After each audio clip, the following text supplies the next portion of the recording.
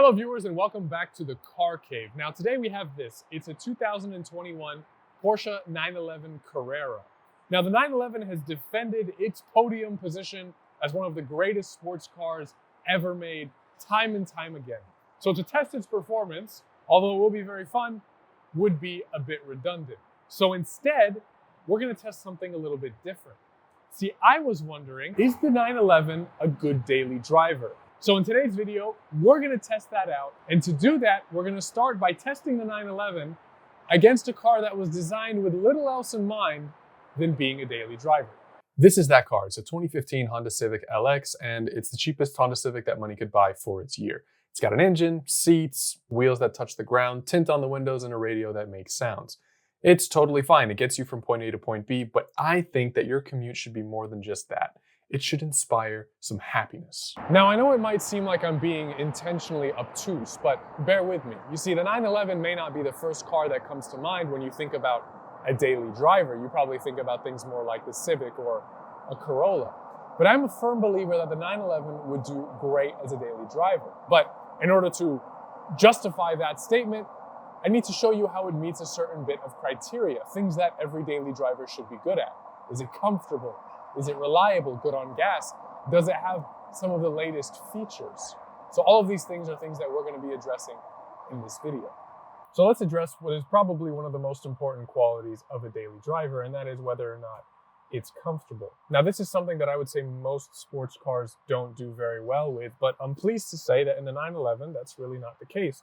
Seats are actually really comfortable. They're more comfortable than in my Civic or in most daily drivers that I've driven. They feel very luxurious and premium and have plenty of support.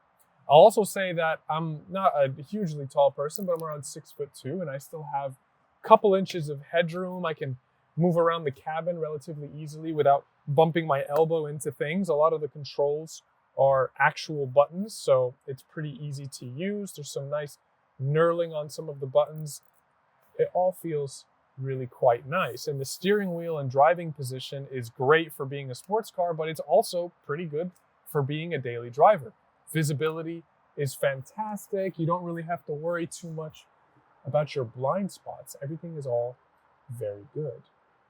Now, the 911's front trunk has 4.6 cubic feet of storage space. Nothing to write home about, but definitely enough to be a livable daily driver.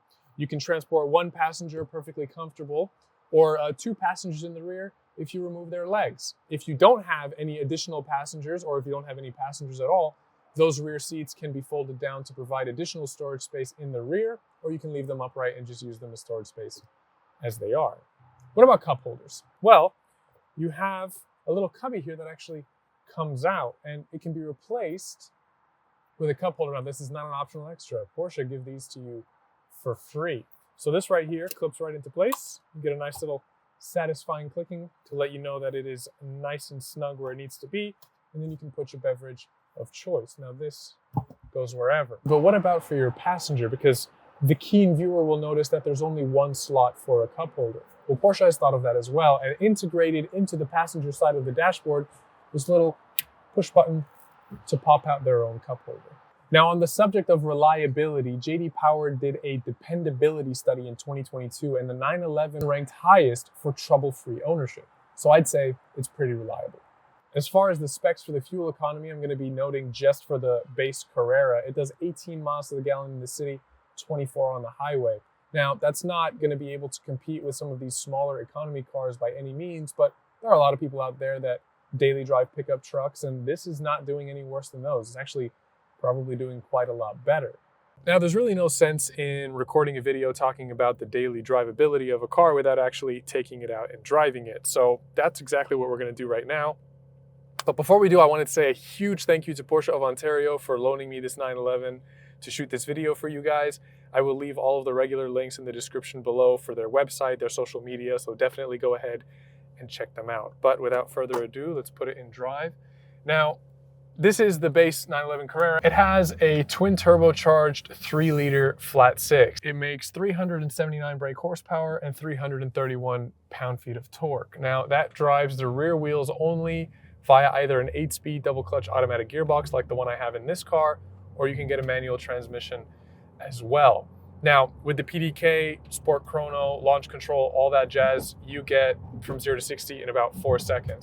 Now, I would definitely recommend doing the PDK, the double clutch PDK system, just because as a daily driver, I don't really want to worry about having to deal with a clutch, especially here in California, where you spend most of your time in traffic.